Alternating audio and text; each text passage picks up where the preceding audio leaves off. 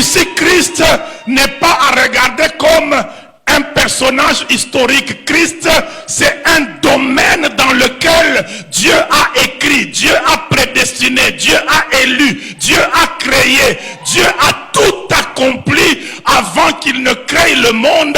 Et quand Christ entre dans le monde, le ciel se réjouit parce que celui en qui Dieu a tout planifié est entré dans le monde avec le plan de Dieu.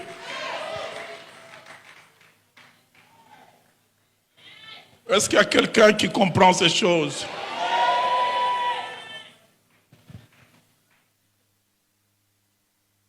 Parmi les activités d'avant la fondation du monde, il y avait la programmation de l'agneau, la prédestination de l'agneau. Ça veut dire le fait que l'agneau a été élu avant la fondation du monde à être le sacrifice de Dieu au cas où les hommes se perdraient. Parce que Dieu n'a pas fait des robots, il a fait des êtres à son image qui ont un libre arbitre. Il a dû se tenir un conseil avant la fondation du monde, entre Père, Fils et Saint-Esprit.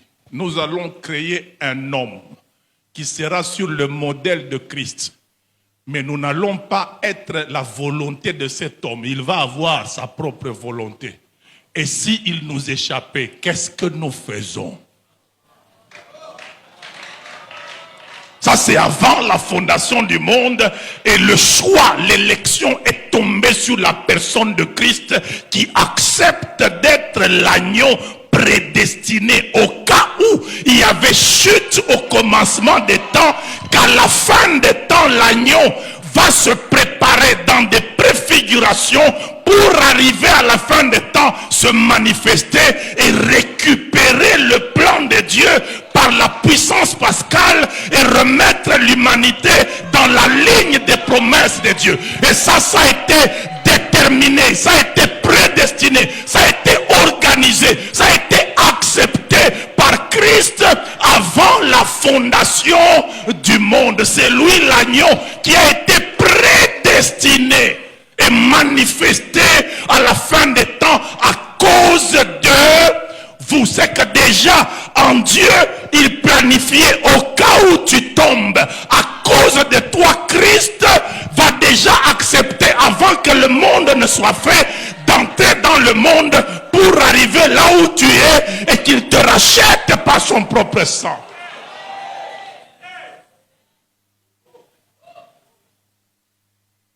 Et ce que j'aime avec la programmation, c'est qu'elle a répondu à la loi de l'écriture. Faites attention quand Dieu écrit.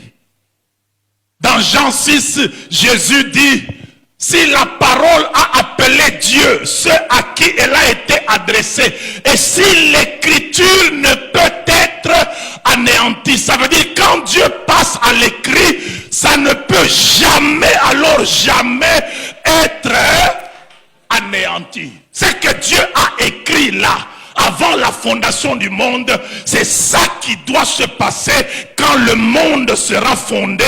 Et c'est avec ça qu'on va vérifier le déroulement du monde quand on sera à la fin du monde. Les livres furent ouverts. Les livres d'avant la fondation du monde sont ouverts à la fin du monde. Et c'est l'agneau qui est dans son trône de jugement à la fin. C'est les affaires de l'agneau. On ne pouvait pas s'imaginer que la Pâque a des racines dans l'éternité. Parce que Moïse dit, d'éternité en éternité, tu es Dieu. Ça veut dire qu'il y a une éternité d'avant la fondation du monde où Dieu est Dieu. Pendant qu'il va fonder le monde, il reste Dieu. Après que le monde se ferme, on est dans l'éternité, il reste Dieu. Et les affaires de l'agneau, ça commence avant la fondation du monde. C'est prédestiné, c'est programmé, c'est organisé avant la fondation du monde. Il faut faire attention quand Dieu passe à l'écrit. C'est que c'est fini. Il n'y a plus moyen d'annuler ça. Allez demander au roi Belchassar quand il a pris les ustensiles du temple de Dieu. Attention, même si l'ustensile a été dégagé du temple de Dieu, il continue à rester à Dieu. Ce n'est pas à Dieu seulement quand c'est dans son temple. Tu n'appartiens pas à Dieu seulement quand tu es devenu chrétien. Tu es brebis perdu avant d'être chrétien. C'est que tu étais sa brebis mais perdu.